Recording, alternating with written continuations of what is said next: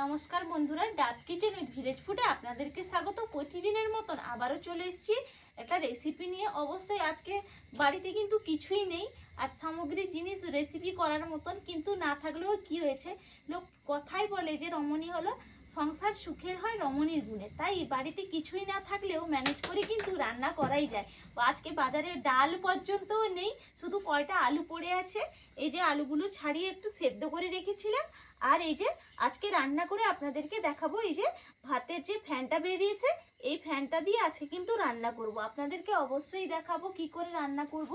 আর কিছু না থাকলেও বাড়িতে এগুলো করে কিন্তু খাওয়া যায়, এই জন্য এগুলোই করে নেব। কয়টা আলু পড়েছিল সেগুলোকে সেদ্ধ করে নিয়েছি, লঙ্কা তেলটা করে নেব। আর আপনারা অবশ্যই রেসিপিটা দেখতে থাকুন, কি করে ম্যানেজ করে কিন্তু আজকে রান্নাটা করছি অবশ্যই আপনারা দেখবেন। বাড়িতে কিছু না থাকলেও কিন্তু ম্যানেজ করে বাড়ির সবার মুখে কিন্তু হাসি ফোটানো যায়। আজকে চলে যাব এরপর রান্নার জায়গায়।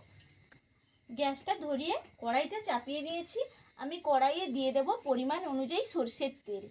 আমি তেলটা দিয়ে দিলাম, এটা আলুটা মাখবো বলে আলুটা মাখার জন্য সরষের তেল দিলাম। আর শুকনো লঙ্কা আমি নিয়েছি, শুকনো লঙ্কাটা ভেজে নেব। এই লঙ্কা তেল করে মাখলে কিন্তু খেতে অসম্ভব সুন্দর লাগে, এই জন্য লঙ্কা তেলটা করে নিচ্ছি।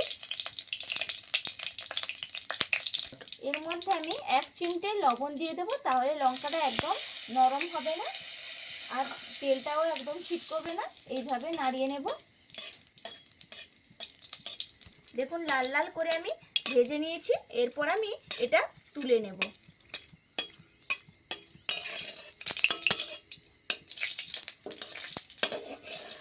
এরপর আমি নামিয়ে নিচ্ছি, এই আলুর মধ্যে দিয়ে দেব।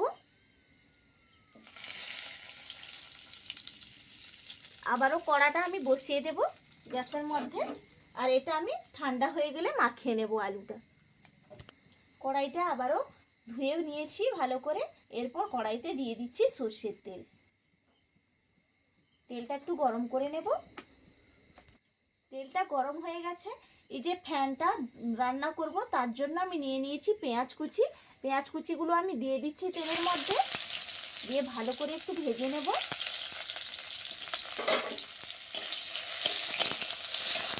দেখুন পেঁয়াজটা আমি ভেজে নিয়েছি। এরপর আমি কাঁচা লঙ্কাগুলো মাঝখান দিয়ে চিড়ে নিয়েছি, কাঁচা লঙ্কাগুলো আমি দিয়ে দিচ্ছি, দিয়ে ভালো করে আবারও একটু নাড়িয়ে নেব। লঙ্কা আর পেঁয়াজটা ভালো করে আমি ভেজে নিয়েছি। এরপর আমি এর মধ্যে দিয়ে দিচ্ছি কারি পাতা। দিয়ে দিলাম কারি পাতাগুলো ভালো করে এরপর নাড়িয়ে নিচ্ছি। কারি পাতাটা দিলে কিন্তু একটা অসাধারণ ফ্লেভার আছে, এই জন্য কারি পাতাটা দিলাম। এখন ভালো করে নাড়িয়ে নিয়েছি।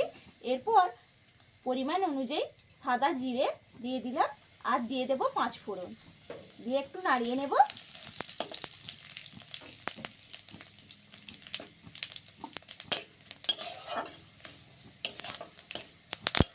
দেখুন একদম কিন্তু আমার ফোড়নটা রেডি হয়ে গেছে।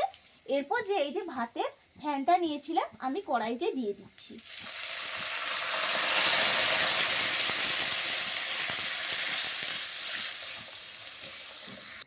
দেখুন ভালো করে কিন্তু দিয়ে দিয়েছি, আর কতটা সুন্দর লাগছে দেখতে। এরপর আমি দিয়ে দেব পরিমাণ অনুযায়ী হলুদের গুঁড়ি।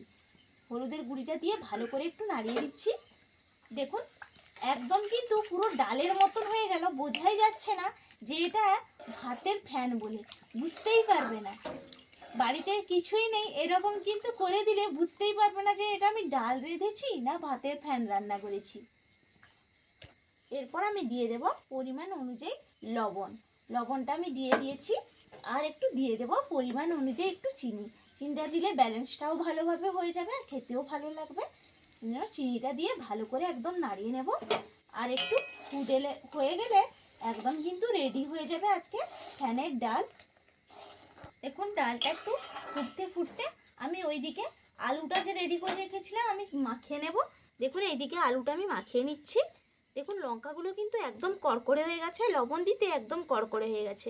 এরপর ভালো করে কিন্তু আলুর চোখাটা করে নিচ্ছি, দিলে একদম কিন্তু জমে যাবে। বাড়িতে যদি কিছু না থাকে তাহলে কিন্তু এরকম করে দিলে বাচ্চাও চমকে যাবে আর আমার বরমশাইও একদম চমকে যাবে আজকে। যে দেখুন মাখিয়ে নিয়েছি আর একদম কিন্তু বাড়িতে কিছুই নেই, যে ম্যানেজ করেছে রান্না করে ফেলেছি। একদম কিন্তু চমকে যাবে। বাড়িতে কেউ নেই, এলে কিন্তু একদম সবাইকে চমকে দেব। ডাল নেই অথচ ডাল করে ফেললাম। আলু একটু আলু ছিল বাড়িতে পড়ে, সেই দিয়ে কিন্তু আজকে কিন্তু জমিয়ে খাওয়া দাওয়া হবে। আলু চোখাটা কিন্তু একদম আমি রেডি করে নিয়েছি। একটু লবণও দিয়ে দেবেন, আপনাদেরকে লবণটা দেওয়া দেখানো হয়নি, কিন্তু লবণটা আপনারা পরিমাণ অনুযায়ী কিন্তু দিয়ে মাখিয়ে নেবেন। এরপর একদম কিন্তু আলু চোখাটা রেডি হয়ে গেছে। এরপর চলে যাব ডালটাও দেখে নেব।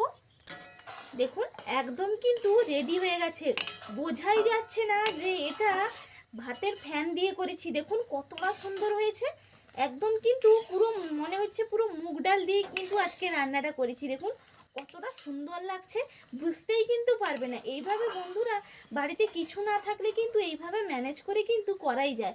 আমরা তো মধ্যবিত্ত বাড়িতে, আমরা মধ্যবিত্ত বাড়ির বউ, অবশ্যই এইভাবে কিন্তু ম্যানেজ করে কিন্তু একটু রান্না করাই যেতেই পারে, বাড়িতে কিন্তু সবাই খুশি হয়ে যাবে। একদম রেডি হয়ে গেছে আমার গরম গরম ভাত আর ডাল, একদম জমিয়ে খেয়ে নেব। একদম খাবার রেডি করে নিয়ে চলে এসেছি, গরম গরম ভাত আর ডাল। আর ডাল, দেখুন ডাল মানে ডাল কোথায় ছিল? তুমি খেয়েই দেখো না। আজকে ডাল তো বাড়িতে ছিল না, তাহলে ডাল কি করে হলো? এটা মুগ ডাল না মসুর ডাল? বুঝতেই খেয়েই পারছি না। দেখো, খাও তারপর তো বলবে। আরে বাহ, এটা অসাধারণ স্বাদ। আর সঙ্গে আলু চোখা। এটা কিসের ডাল গো? এটা আজকে তো ডালই ছিল না বাড়িতে, তো কিছুই ছিল না, বাজারে তো যাওয়ার টাইম হয় এটা না। কি ডাল খেয়েছি? এটা ভাতের ফ্যান যে বেরিয়েছিল তাই দিয়ে আজকে ডাল করেছি।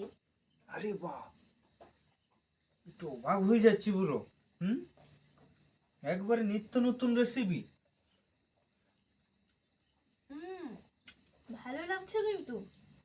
এরকম আলু চোখা দিয়ে মনেই হচ্ছে না যে ভাতের ভাতের ফ্যানে ফ্যান ডাল। খাচ্ছি বলে। একবারে এইভাবে অসাধারণ। এইভাবে অবশ্যই রান্না করে ফেলবেন, একদম গরম গরম ভাতের সঙ্গে পুরো একদম কিন্তু খাবার জমেই যাবে। কিছু না থাকলেও ম্যানেজ করে কিন্তু এইভাবে খেয়ে নেবেন। আর সবাই ভালো থাকবেন, সুস্থ থাকবেন। আবার আপনাদের সঙ্গে আমার পরের ভিডিওতে দেখা হবে। টাটা।